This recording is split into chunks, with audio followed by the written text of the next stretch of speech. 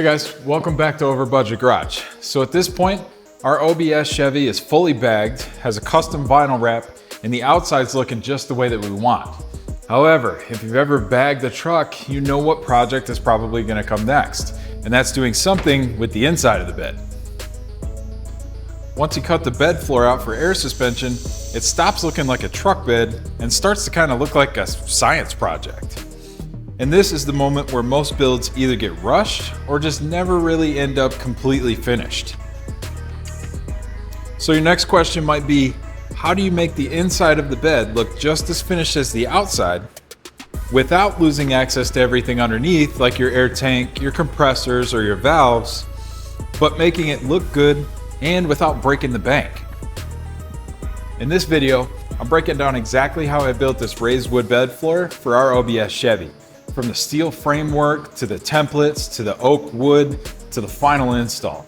And make sure you hang out to the end of the video because we added something a little extra just to bring some more attention at the car shows. Let's get into it.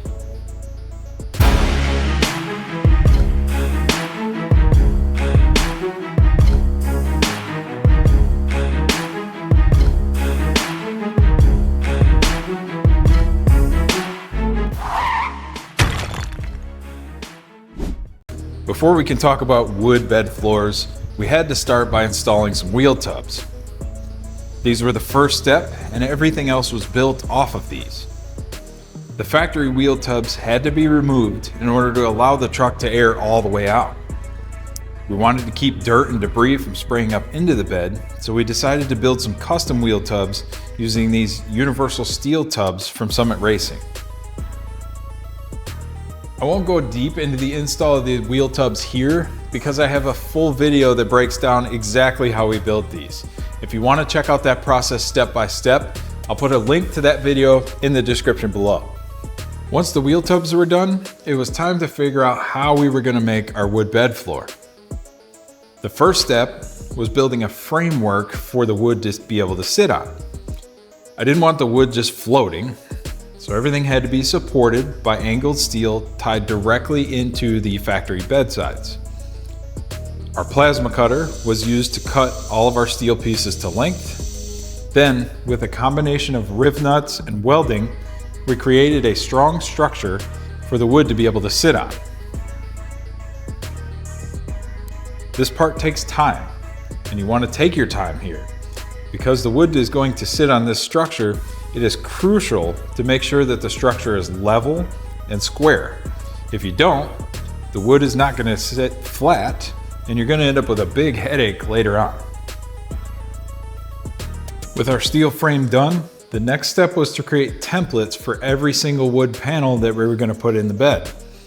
Even with our structure being level, your truck's bed, the wheel tubs, etc. may not be perfectly symmetrical. So by using the cardboard templates, we were able to get every piece that we wanted to fit perfectly without having to mess up any sheets of wood. And let's be honest, it's a lot cheaper to mess up a piece of cardboard than it is one of these pieces of oak plywood. Once all the templates were right, we transferred them over to our oak plywood and started cutting everything out. We chose to go with oak plywood because of its strength. It's a very tough wood, doesn't damage or scratch very easily. Even though our truck is mostly a show truck, I didn't want to risk wood getting damaged if we did end up putting something in the bed like a chair or a cooler. And now we can make this old cut up bed finally look like something.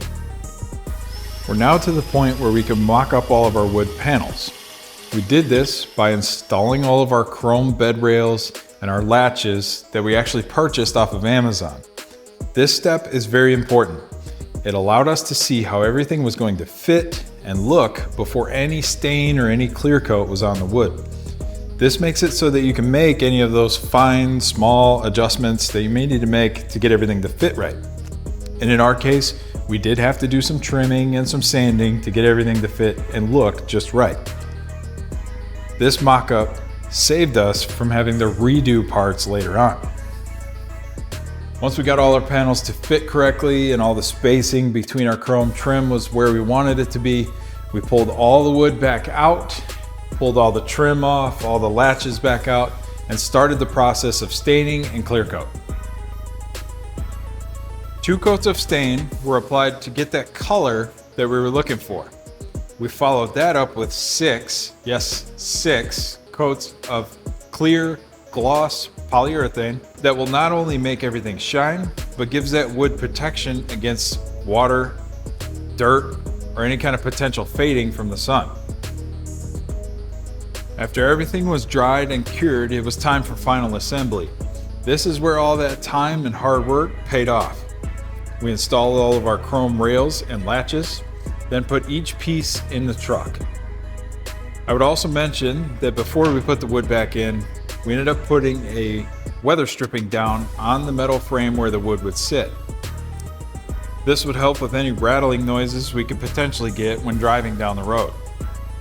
So you might be asking, what's with all the latches? Well, we designed this bed so that different sections of the bed could be removed if we needed to access anything. That's just so that we can work on the air management system, or we can get to our auxiliary battery. So these latches are normally what you would find on like bass boats or different kind of boats, things like that. Again, we just picked them up off of Amazon. Super simple. All you have to do is just spin the latches. You can pull out the individual piece that you need, set that aside.